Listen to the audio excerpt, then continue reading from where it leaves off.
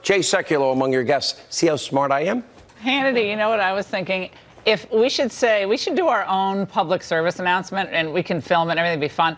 If you have TDS lasting longer than 5 hours, consult a physician. Trump derangement syndrome, right? Whatever you say is right. I didn't hear half of what you said. I don't know why my IMP is clogged. TDS. If you have it longer than 5 hours, you should see a physician. I mean, I never understood that commercial with the 2 tubs. By the way, I love it, but I don't get it. Isn't that defeating the point? The 2 tubs. Do you know what I'm talking about? You're just totally behind me tonight. I don't think you can even keep up. No, it's not that I'm behind you. I can't really hear you. Okay, so Hannity can't hear me. So why are we even talking? We can't hear each other. I'm just going to do Well, no, you just keep talking. I mean, I'm just going to nod my head. Yes, Laura. Yes, Ingraham. Hannity. Yes, ma'am. All right, Hannity, thank you so much. Have a great show. All right, good evening. Welcome to Washington. I'm Laura Ingraham. This is the Ingraham Angle.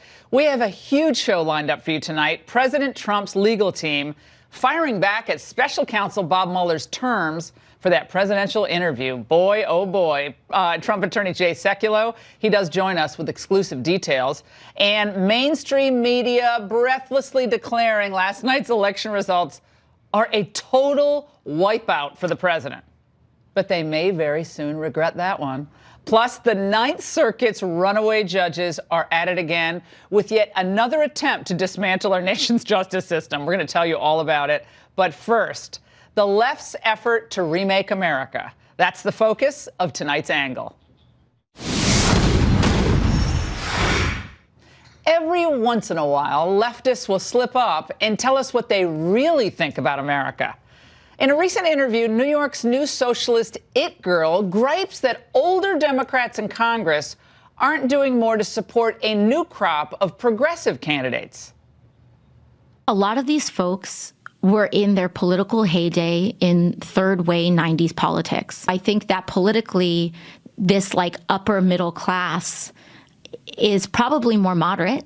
But that upper middle class doesn't exist anymore in America. You know, their heyday was in the 90s when kids had Furbies and parents, you had soccer moms with 2 vans and stuff Furbies and 2 vans. Yeah. That's a dream. That's not America anymore. That's not America anymore. She said 7 times in that little 5 times in 2 sentences, I believe, something like that. I'm almost running out of fingers. As if she knows all of America from her loft in Queens. And by the way, what does she think? That moms outside of big cities can, cart their kids around on those dippy electric scooters or something? Oh, my goodness. Well, all kidding aside, what she seems to be saying, and it's kind of hard to dissect it, is that the new generation of women today are less moderate and, I suppose, closer to her socialist views. And I'm not sure what minivans have to do with it. And by the way, I happen to love my minivan. It rocks. But I've never met a single mother who owned 2 of them. But Ocasio-Cortez's political magic apparently wasn't working last night because, as most of her preferred candidates lost, and most of them by double digits. The real story was that in the heartland, moderate Democrats are looking strong. We'll get to more of that story later on in the show.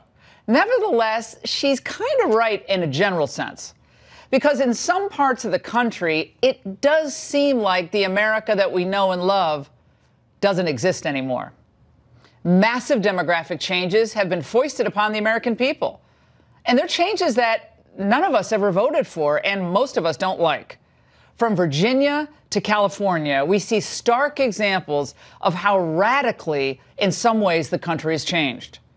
Now, much of this is related to both illegal and, in some cases, legal immigration that, of course, progressives love. Remember the old Democrats, maybe some of them that Ocasio-Cortez is referring to, they used to think that borders mattered. But the new activists believe enforcing immigration laws is essentially an ongoing human rights violation. Of course, they want to abolish ICE and so forth. Well, today we were reminded again of why our law has to be enforced, borders strengthened, and the wall built, loopholes closed, and sanctuary city policies ended once and for all. Check out what happened courtesy of Philadelphia's refusal to cooperate with ICE detainers. In May of 2009, Juan Ramon Vasquez, a citizen of Honduras, was deported from the United States. Just 5 years later, in March 2014, ICE officers found out that Vasquez was back in the U.S. and was in custody with the Philadelphia Department of Prisons. Philadelphia, however, refused to comply with an ICE detainer request, so Vasquez was instead released from custody. After his release, Vasquez was rearrested and ultimately convicted for child rape. This is an unspeakable act of evil that should have never occurred and never occurred on American soil. Remember when the current mayor of Philly did this after a judge ruled in favor of his city's sanctuary status? A sanctuary city, yeah. A sanctuary city, yeah. Oh my God, what an embarrassment. At this point, I would hope the voters in Philadelphia would see the light and send Mayor James Kenney packing. He's a disgrace. If only such heartbreaking stories, though, were isolated events. They're not. Last weekend in Colorado Springs, a police officer, Sem Duzel, was critically injured. He was shot by an Iraqi refugee allowed into the U.S. under President Obama. Karar Noman al-Khamasi had been ordered deported after a felony trespassing probation violation, only to be released by a judge who cited changes in the law. It was beyond tragic. And for all of you who are buying into the media narrative about the horrors perpetrated on children who are kept temporarily in HHS custody, who've crossed the border, the kids who've crossed the border illegally, consider an actual horror. An illegal who crossed the border with a child he claimed was his own. Well, that illegal adult turned out to be the child's rapist. Ramon Pedro showed up at a border crossing in Texas last April. He said he was traveling with his daughter, and he demanded entry into the U.S. Well, like thousands of other family units, they were processed and then released into the United States. It's called catch and release. Well, late last month, at a routine health screening, doctors discovered the girl had been sexually assaulted allegedly by him. And it gets worse.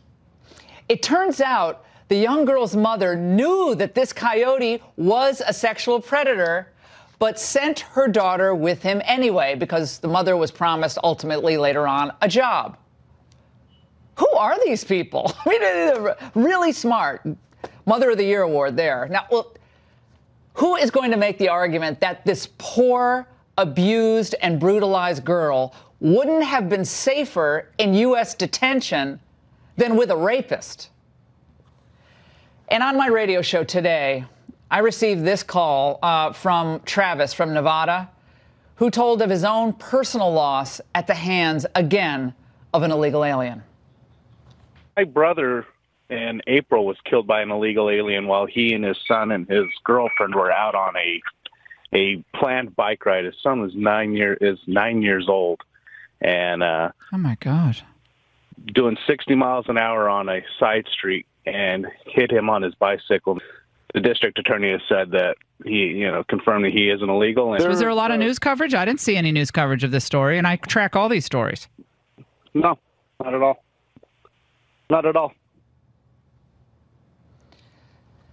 He's right. It's something the president, by the way, pointed out just a few months ago. The media doesn't talk about the American families permanently separated from their loved ones because Democrat policies release violent criminals into our communities. And if you're under the impression that these illegal crossings are somehow slowing down, well, new data released in the last 24 hours tells a very different story. Border Patrol apprehensions at the southwest border rose more than 70% year over year. Agents apprehended 31,303 people in July, up from 18,187 a year ago. And while it's good that they're being apprehended, we should, be a little bit alarmed, don't you think? That they feel like they're entitled to keep coming across the border.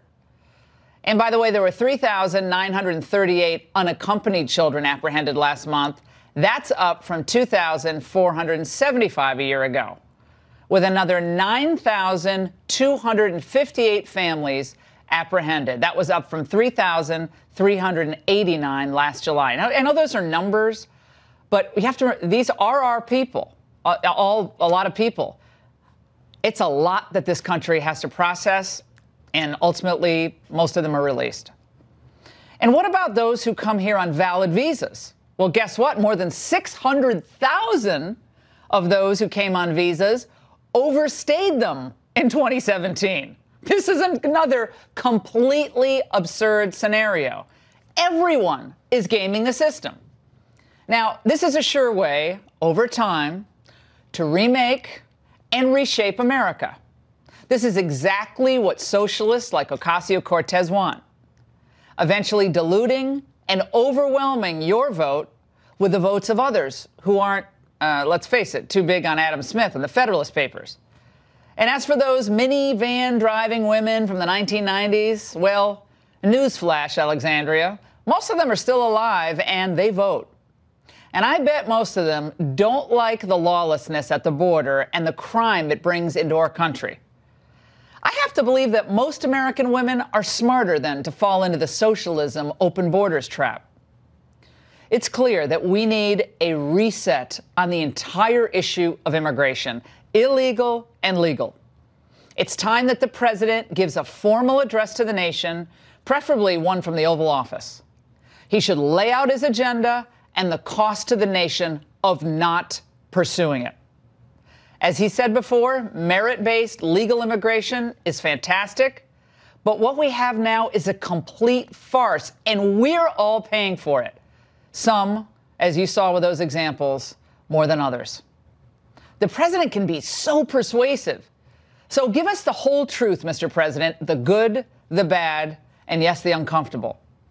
This is a national emergency, and he must demand that Congress act now. There is something slipping away in this country, and it's not about race or ethnicity. It's what was once a common understanding by both parties, that American citizenship is a privilege, and one that at a minimum requires respect for the rule of law and loyalty to our Constitution. And that's the angle. Joining us now with reaction, I'm so happy she's with us on set, Judge Jeanine Pirro, host of Justice right here on FNC and author of the huge bestseller, Liars, Leakers, and Liberals, the case against the anti-Trump conspiracy, along with immigration attorney Francisco Hernandez. It's great to see both of you. Judge, I think this is Thank you for having me. A national crisis. We're at a crisis point in this country on this issue, and I think you could make the argument that America is changing. Trump slowed it down, but it is changing. She's right. She's absolutely right. You listen to Cortez and you say, what planet is she from? Well, first of all, just to talk about Cortez herself, this is a young woman who actually grew up in Westchester County, went to school in Westchester County, one of the most affluent suburbs in the country. But more importantly, when you talk about the emergency, Obama started this. When Obama said that he was going to change the demographics of this country by allowing in refugees, opening up the border, and now we're seeing a spike at the border. That's an emergency, Laura, because right now we've got a business model for smugglers. They know if they come in with young children that those kids are going to be releasing because they can't keep the family more than 20 days. They're going to end up being released. And the parents are allowing this to happen, knowing their kids may be raped, knowing all of this because they want their kids grandfathered in. And by the way, it's not just kids, it's MS-13. And as someone who's been a DA, I mean, these are people who prey on other people, and that is a way of life for MS-13.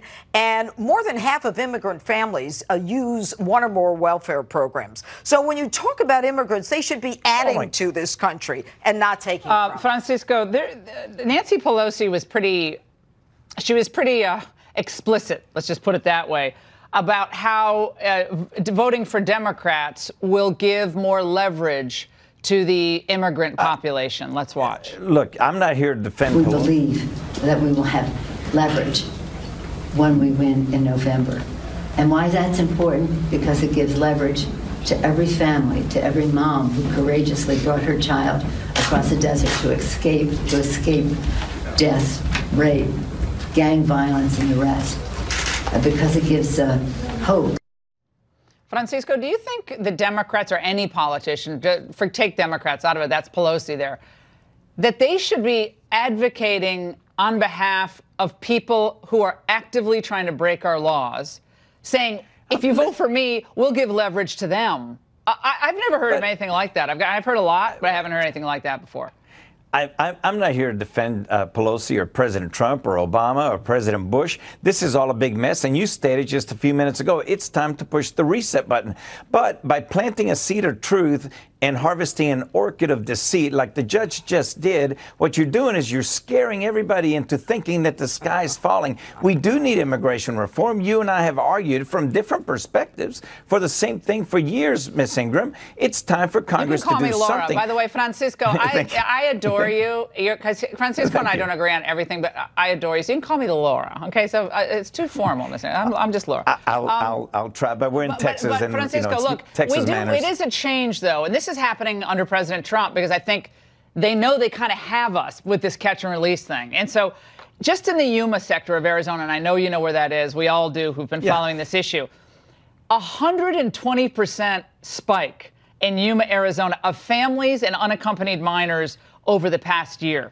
10,000 families, 4,500 unaccompanied minors. 7 years ago, that figure was 98 families and 222 unaccompanied minors. And if that's not a crisis, I don't know what is. So what changed? Just about 6 months ago, President Trump was telling us on national TV that the immigration issue, illegal immigration, was down record, that the problem was in essence solved, and when he couldn't even get Congress to act on DACA, on the deferred action. Guys, we can keep on chasing our tails like we have been for about 20 or 22 years, or we can get down to do something about it. Laura, you and I have plenty of common ground. We just can't scare the population into paralysis by indecision, which is what we have. Let me ask you a question. When you say you can't scare the population, here's the bottom line. If you want asylum, you go to a port of entry and you ask for asylum. If you want to come to America, you get in line like everybody else. What is wrong with that? Tell us where the line is. What is wrong? Nothing what do wrong. we have to Nothing reconsider? Wrong. They're not doing that. Except there is no line, Laura. There is no line. If we could just get that message across. There is no line for these people to come here and cross legally. But guess what? Contrary to what the Ninth Circuit Court of Appeals is getting at in their opinion, we're going to get to this later on. You don't have an international right to come to America. I don't know where people get this idea that you have some universal, some type of global constitutional right to come into the country or get in the line. You don't have a right. Let's just make a list. You get to determine who comes in this country. Let's just make a list of what we need to allow people to come here. Let's just make the requirements. Well, what is wrong with that? How about you follow the law? How about not child raising? There is no law right now. Protected class. Illegals are not a protected class. They will be if Ocasio-Cortez has her way. That's right. They're not a protected class under constitutional jurisprudence. Right, so why do they keep crossing the border? Why do they keep doing that? Because they're fleeing corrupt governments. They're fleeing corrupt governments. Oh, really? Well, then come under asylum, and swear allegiance to this country. But they don't qualify for asylum. You and I have agreed on that before. The asylum laws. Maybe you better pass a law, Francisco. Maybe you ought to pass a law. If I could, I would. I think that, guys, there are corrupt governments all over the globe. Yes. That's hundreds of millions of people who would want to come into the United States. If you open up the credible fear social status to everyone who fears crime, which is what a lot of people like Ocasio-Cortez want to do, that's what she wants to do. Open it up to include anyone who lives in fear. Well, you better get ready for hundreds of millions of people to get the line that you want to create. Yeah. That's a problem. If that were true, they would already be here. They don't want it. If that were true, do we even know how many are here? Well, you just said hundreds of millions. Yeah, and that's you're talking about the law that's in place now. Why don't we change it? Let's sit down at the table and come together on common ground. Well, why don't you just follow the law? But I think we can all agree. The president, the president needs to address this from the Oval, and this should become a flashpoint now, not after the midterms, It was number but one now. issue. This is a critical issue for the country, and it's a number one issue on the last poll that was done on most important It issues. is. It was even higher than So the let's get to economy, it. which is unbelievable. Fantastic conversation, Judge. It's always great to see you, Francisco. Thank you so much. Thank you, Laura. All right. The president's legal team delivers its response to Bob Mueller in his terms for a presidential interview. Trump attorney Jay Sekulow joining us exclusively with the new details next.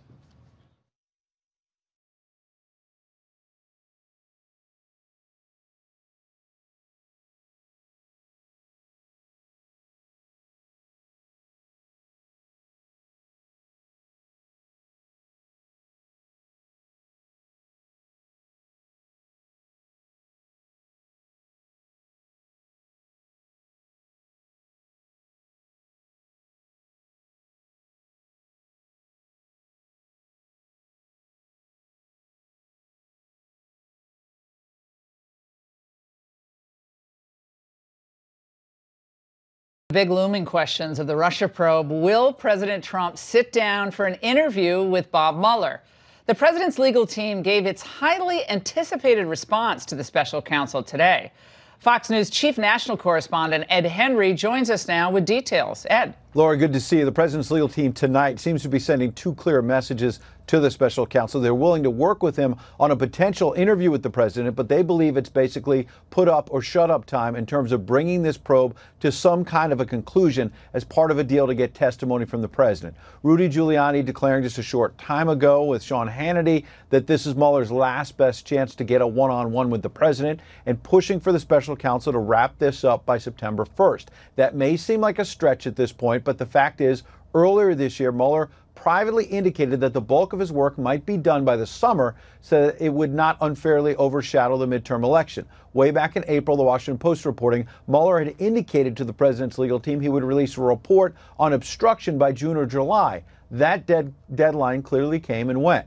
The caveat at the time was that Mueller wanted an interview with the president before concluding that part of the probe. But even if he subpoenas the president to testify, as you heard from the former deputy independent counsel Saul Weisenberg last night, it will take Mueller a long time to try and enforce a subpoena, and there's no guarantee he'll win before the Supreme Court. Listen. There's a reason Bob Mueller has put up with this dance for so long, and I think a lot of people don't understand it. Mueller does not have the right to even litigate executive privilege. The first thing President Trump is going to say is, I'm your boss. You can't even be in court. So he probably can't win if he goes to court. The president's attorneys, Rudy Giuliani and Jay Sekulow, obviously know that. That's why Mueller seems to prefer to try and get a voluntary interview. And it's also one of the reasons why the lawyers continue today to try and take a hard line in narrowing the focus of potential questions from Mueller dealing with obstruction and other matters, because they've consistently said the president has vast executive power to hire and fire officials like former FBI Director James Comey. Laura? Ed, thanks so much. And joining us exclusively now with reaction is Jay Sekulow, an attorney for President Trump's legal team. Jay, thanks for being with us tonight. Hey, Laura. So where are we now on this exactly? You gave your response. You're waiting for a response.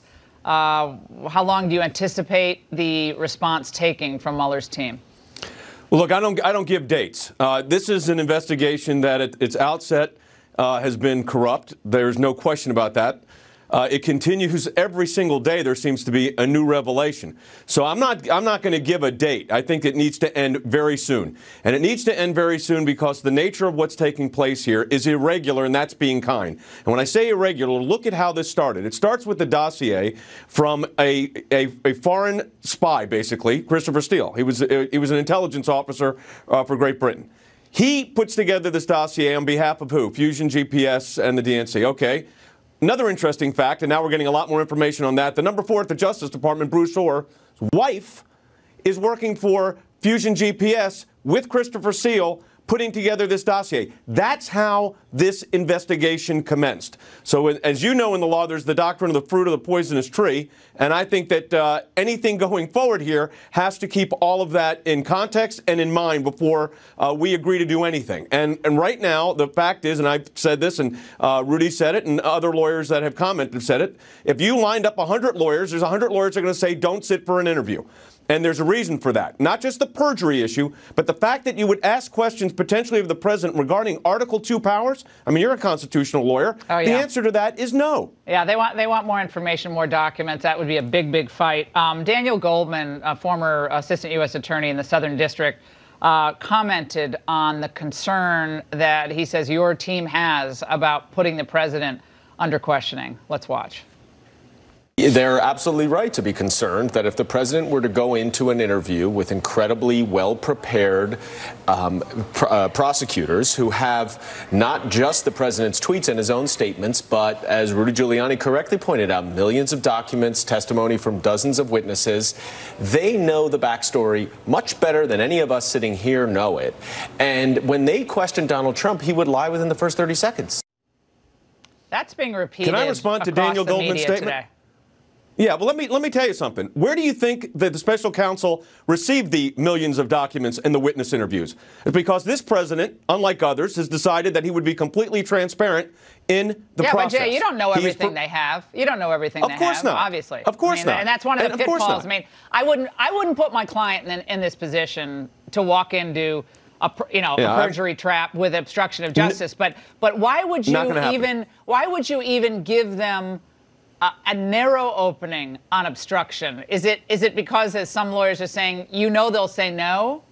Because they're not going to want to be limited in their questioning on the obstruction angle, whatever perverse angle they have. Look, Laura, I've said this. I've been saying this for a year. I'll say it again. My thoughts and my view of the Constitution is they don't have the right to ask any of these questions. And I think that's supported not only by case law in the D.C. Circuit, but also by the structure of the Constitution itself. So I could assure you this tonight. This legal team is not walking this president into a perjury trap. Not going to happen. If there's any type of interview, whether it's written or otherwise, it will be the appropriate type of response. We're not letting the president walk into a perjury trap. This investigation from its outset, who would allow that in light of everything that's transpired and continues to transpire? So I'm not going to disclose the content. As you understand, I'm not going to disclose what we told the special counsel. But needless to say, we didn't accept their offer. Do you think it's possible to get a fair 2 hours of questioning, knowing what you know now with the new revelations about the makeup of the Justice Department, Bruce Orr, the new revelations about Christopher Steele? Do you think you could get 2 or 3 hours of reasonable but tough questions from the special counsel? Here's my response to that. I'm not inclined to believe at this point, in the nature and scope of where this investigation is, that there's such a thing as a fair shake. Now, that's not to say that something couldn't be arranged, but I will tell you this.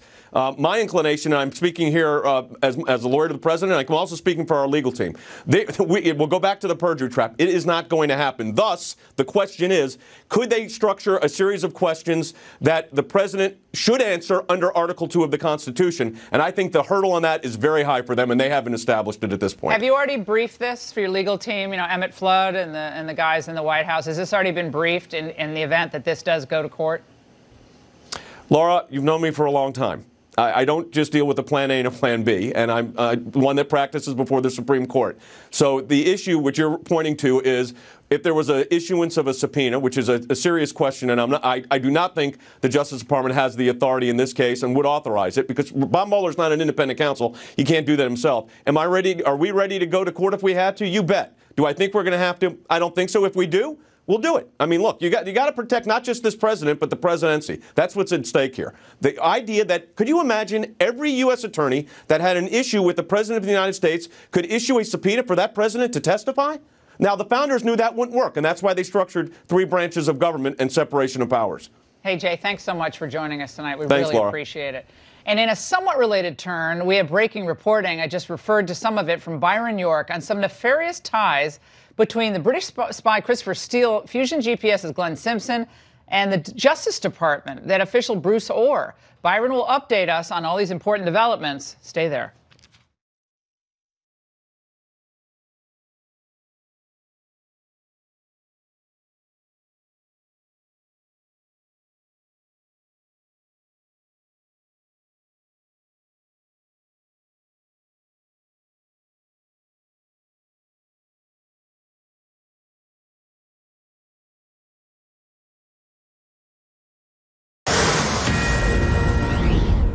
There are breaking developments tonight about the links between Christopher Steele, the Justice Department, and a Russian oligarch tied to Vladimir Putin.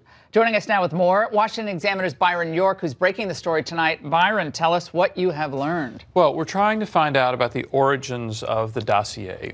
Long search. And what we found out through some new emails that have been released is that the dossier's author, Christopher Steele, that former British spy, was in touch with an official at the Justice Department, Bruce Orr, a lot earlier than we thought. They were exchanging emails in January of 2016. And what was interesting here is that Steele was writing to Bruce Orr at the Justice Department, and he was talking about a Russian oligarch, Oleg Deripaska.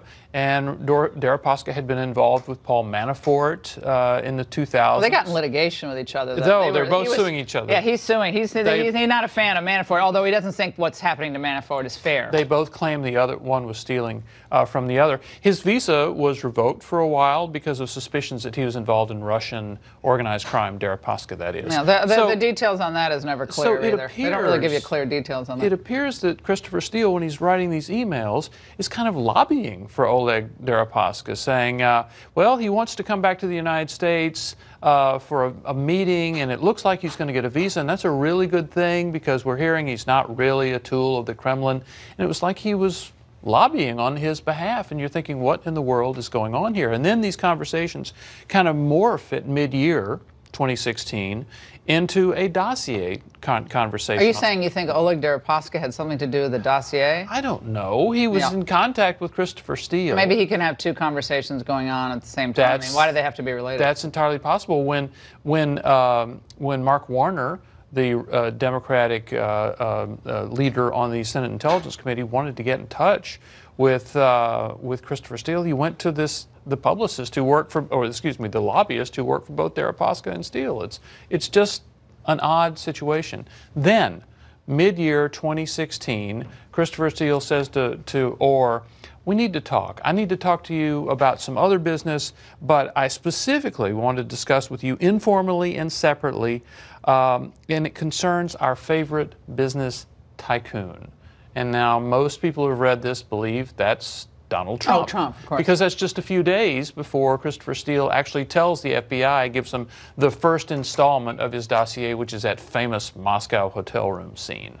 So does that get us further down the road to determining the original provenance of the dossier, who contributed to it, or just... Well, it gets us further down the road into who in the Justice Department and the U.S. government knew about what was going on and when they knew it. We still don't know that. We still don't know the details of that, which is unbelievable after all this time. Well, they don't want anyone to know the details. Because even if you're in Congress and have subpoena power, it's like they won't give you the pulling information. teeth. Yeah, well, Exactly. There's a reason they won't give us information.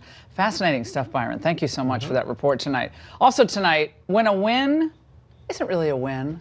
All 5 candidates President Trump endorsed appear to have won in the Midwest primaries, but it was closer than expected, no doubt, in Ohio's 12th district, and had the media tongues a-wagging.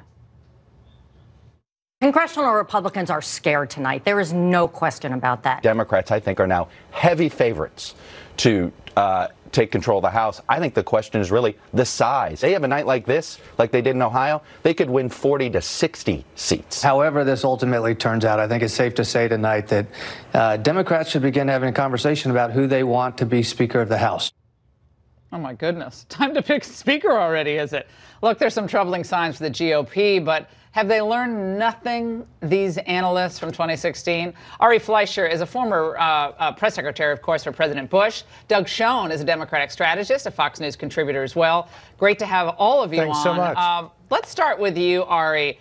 It is amazing. Chuck Todd was out there today saying this could be like 50 seats for the Democrats in the House. Yeah. I mean, I have no idea what's going to happen, but that's quite a leap from the events of last night. Well, look, I think there are two things we know. There have been 9 special elections. 8 of them, the Democrats fell short. That's 8 brides who didn't quite make it to the altar. But there is a fact, and you have to be realistic as a Republican, that the voter turnout is high on the Democratic side. In Ohio, just looking at the numbers, the previous presidential year, 2016, the Democrat who ran got 112,000 votes. Last night, the Democrat candidate, Danny O'Connor, got 100,000.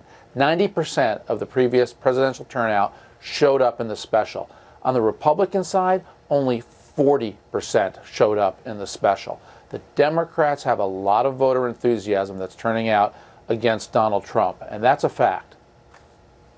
And Doug, another story, of course, the socialists were pretty much rejected in the Midwest. Ocasio-Cortez, I guess she thought she already had the magic wand, and she was running around endorsing people and giving the nod to people, and most of those folks lost. That's good news for the Democrats, Laura, because we really do not want these left-wing socialist candidates running as the party standard bearer. We don't need Ocasio-Cortez making endorsements. And the worse her candidates do, the better we do. I would add to what Ari said, I agree with him, that the suburbs are a huge, huge problem for the Republicans. And in Washington state, there are 3 seats now in play that arguably weren't in play before yesterday. So I'm not going to go as far and say it's 50, 60 seats. But as a betting man and a prudent Democrat who tries to be objective, I think the Democrats are odds-on favorites to win the House and probably get 30, 35 seats if I had to bet as of today. But much can change, and that's Ari, certainly politics. Yeah, Ari, if you had to give the president some advice and some of the more important Republicans on the national level who will be out campaigning, what would it be on focus, on the issues that you should focus on? I have my own theory here, but I'm curious about yours. Well, let me put doomsday in context first. Republicans are going to gain seats in the Senate, I think. They're going to probably pick up 1 to 3 seats in the Senate. So for all the bad headwinds in the House, there's countervailing headwinds in the Senate races. I think the issue for Donald Trump is just to tone down the edges a notch or 3, so he's not always picking these fights that set a lot of suburban women and previous Republicans thinking that there's just something morally suspect about Donald Trump. That's where if he could only turn it down just enough, I think that he could energize the base without antagonizing a lot of the so-called moderates that Republicans still have to count on to win. That, to me, is the key, Laura. But I'll also add one other thing. Special elections are a breed apart. There were 21 special elections when President Obama ran, and in each of those 21, when you average it out, the Democrats underperformed Obama's numbers by 7.9 points. Under President Trump, Republicans are underperforming Trump by 8.5 points. It's because specials have no incumbents. He's popular in that district. And Byron, peace, prosperity, happy warrior. There's this investigation going on and all the intrigue that you've done all this investigation on. But Trump, the campaigner, happy warrior, cracking jokes, country's coming back, roaring manufacturing. Yeah. I think women like that message. They don't mind the tough guy, but they want the pursuit of happiness part, I think. Yeah, there's no doubt it works with his base. And what Ari was saying is if Trump could just round off a few of the sharp edges, right, that is kind of an eternal quest, and it doesn't happen. He's not going to do that. He's not going to do it. But there is a question. We know Republican strategists who are trying to keep the House, are looking at some of these suburban districts. They are worried about the president's job approval rating among people who maybe voted for Barack Obama and then switched over to Donald Trump. Maybe they're not fully on. Well, maybe they should start passing more of his legislation and actually protect the country from what we've been talking about early on. Fantastic conversation, guys. Thank you so much. Thank you. And is a Mexican killed on Mexican soil by a U.S. Border Patrol agent protected by the U.S. Constitution? The Ninth Circuit Court of Appeals just ruled yes. We're going to ask a border agent what he thinks that's going to do to morale and whether that will deter agents from actually doing their job next.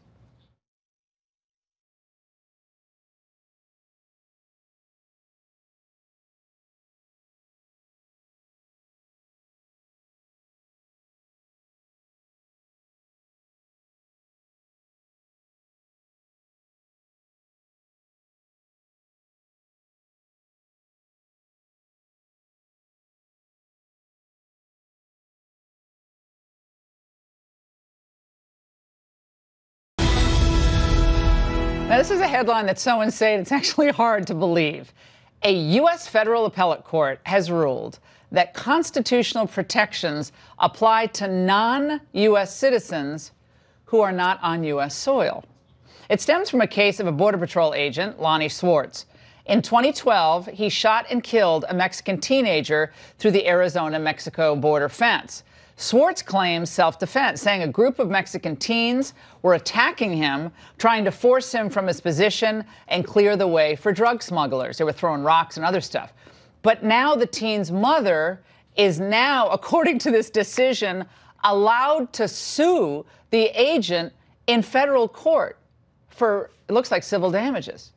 Joining me now to discuss, Art Del Cueto, a Border Patrol agent who grew up on the Arizona-Mexico border, and Art Arthur, a resident fellow in law and policy for the Center of Immigration Studies. Art, the majority opinion, which I painstakingly went through, it's 71 pages long in the Ninth Circuit. Right. The judge, Judge Andrew Kleinfeld, I think we might have a picture of him, he wrote the majority opinion. He's a George H.W. appointee to the court. He said the decision to allow non-citizens to sue, there's the judge, will not deter border agents in their duties because you don't have a right or a duty to shoot someone through the fence for doing nothing, because he had to accept the facts as they were, as determined by the district court. So he allows the suit to go forward. What effect might this have, you know this deal, on agents in the field?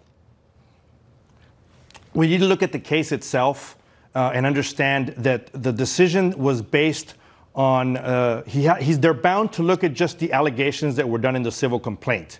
And they have to assume that those allegations are true. So if you look at it that way, you understand more or less why his decision was made. I've read the majority of those pages, and I can tell you that this individual, he was not just a teenager that was walking and strolling through the sidewalk headed home. We're talking about a criminal. That's who it was. And I've seen the video. They've shown the video. Lonnie Schwartz went to court. The jury said that he was not guilty of murder. And now they're just beating a dead horse, and they want to go after him, and they want to go after him, and they want to make sure somebody's got to be guilty.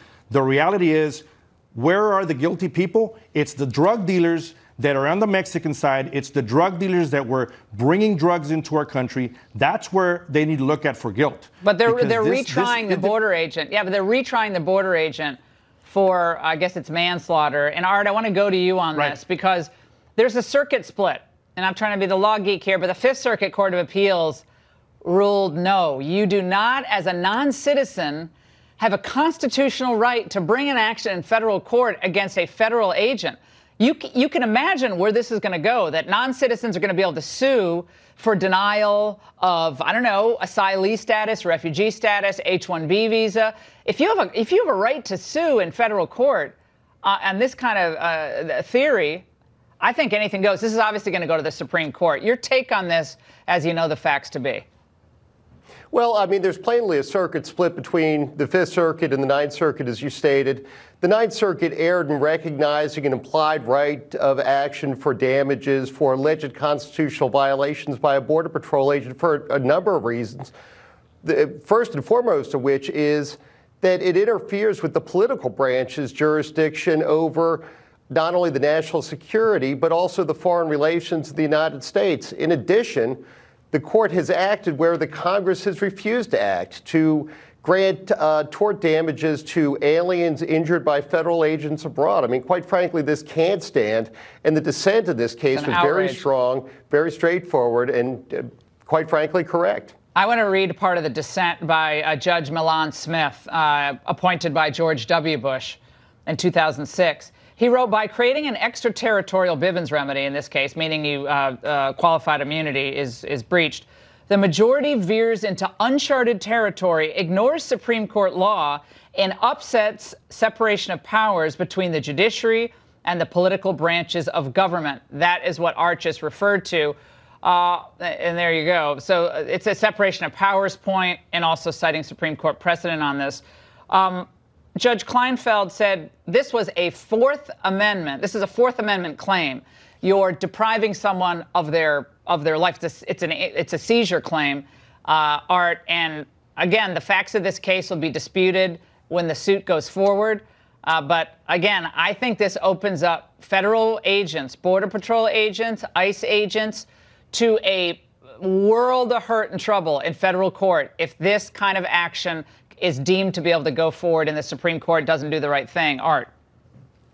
Laura, this is how ridiculous this case is. It's something that's being pushed here in the Tucson sector. The Tucson sector is responsible for close to 50% of all the drugs that are seized in the country. And what this message is doing to these agents, it's telling them that it's okay to be a smuggler, it's okay to attack our federal agents, and you have a way to sue us if we defend ourselves. That's the reality of what this case is being pushed as. Yeah, and it's of course sickening. Judge Kleinfeld just dismissed that in the majority. He said holding Swartz liable for this constitutional violation would not meaningfully deter Border Patrol agents from performing their duties because he's a big expert, I guess, in Border Patrol duties. I mean, it's ridiculous. Thanks so much, guys. I'd like to know what class he graduated from. What academy class did he graduate in the Border Patrol? The Ninth Circuit Court of Appeals Judicial Activism Branch. That's what he focused on. That's it. All right, guys, thanks so much. And the left loves to claim it's the champion of inner city communities and prison reform. So why is the reality proving to be just the opposite? Coming up.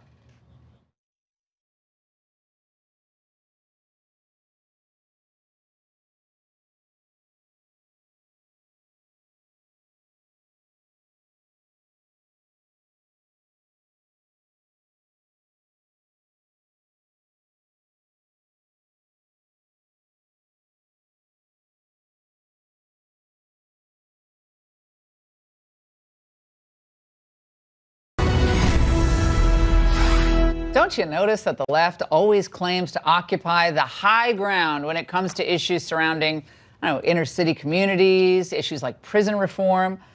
But their words and policies rarely back up the claim. Instead of offering reforms, they offer rhetoric, poisonous rhetoric, like this from Elizabeth Warren last Friday. Oh, sorry. The hard truth about our criminal justice system, it's racist, from front to back. That'll move the debate forward. Oh, yeah, great. Fantastic. Well, so she doesn't want prison reform. She wants the whole thing re-examined back to who gets arrested, when they get arrested, how they get arrested, because the whole thing is obviously corrupt and racist at its core. And remember back in May when President Trump and House Republicans, remember when they were pushing for prison reform? Senate Democrats actually sunk it just to avoid giving the president a win. So you have to ask yourself now, who is really serious about fixing problems in communities the Democrats have essentially taken for granted for years? Joining me now is civil rights attorney Brian Watkins. Brian, it's great to have you on. Michelle was going to be here to debate you, but her satellite feed went down. So lucky you, you have me. Lucky me. Brian, I think the president is really committed to this idea of prison reform, and they're going to, I think, tackle sentencing reform as well. But let's just go back and listen to what the president said on this subject earlier this year. 2/3 of the 650,000 people released from prison each year are arrested again within 3 years. We can help break this vicious cycle through job training, very important, job training, mentoring, and drug addiction treatment. We'll be very tough on crime, but we will provide a ladder of opportunity for the future. So, Brian, then we get this pushback from the Democrats. New York Post headline, you probably saw it. Trump's push for prison reforms faces opposition from Democrats. What's going on here? I thought the Democrats were the ones who really cared. They do, and we would be supportive if Trump did actually what he says that he's going to do and put in reform and put job programs in there and help educate a lot of the kids in the inner city so they don't have to see a prison cell. That would be great, but the problem is there's rhetoric on both sides. Donald Trump talks a lot, but he's yet to do anything about it. Well, for prison reform, you have to have Democrats in Congress actually agree to work with him on this, right? I mean, he's not going to be able to he's not going to be able to wave a magic wand to get this done on his own. This is a congressional push. They'd talked about this for years. Now you have a president who actually wants to do it. They brought in faith leaders, they're bringing in folks from the business community, and they want to get this done. So are you saying that Democrats, with this president, despite what Elizabeth Warren's saying, that they will actually work with people like Jared Kushner, who's also spearheading this effort? Will they do it? Well, hopefully, you know, and what Elizabeth Warren was saying is that there's racism in the criminal justice system. And step one is recognizing that fact, that there is, in fact, racism in the criminal justice system. Is black on black crime, but is black on black crime, for instance, right now in Chicago, a bigger problem for the community than just the racism that you claim is in the criminal justice system? It's both. Both are problems. I mean, I understand the problems in Chicago. The number one way to stop gun violence in Chicago is to stop pulling the trigger of a gun. You won't have any shootings if you do that. I understand that. But there's a bigger systematic problem that we also have to address. If we don't recognize that there's racism in the criminal justice system, well, you can do prison reform it. and have that other conversation at the same time. We're going to have you back with Michelle and a longer conversation. There's a locally owned ACE in over 5,000 neighborhoods. That's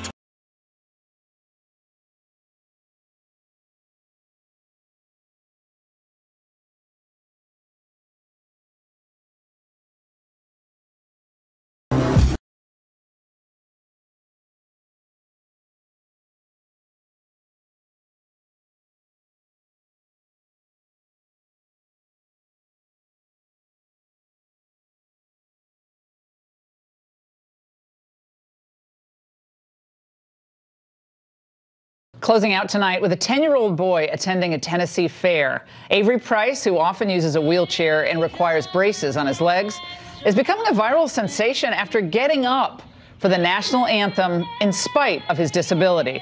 As Avery told local reporters, quote, "I usually sit and put my hand on my heart, but last night I decided to stand because I like my country, like to stand for my country." Inspiring words, Avery, inspiring us all. Shannon Bream and the Fox News at Night team are up next. Shannon, have a great show. He is a patriot. Thank you very much, Laura. Thank you. We begin with this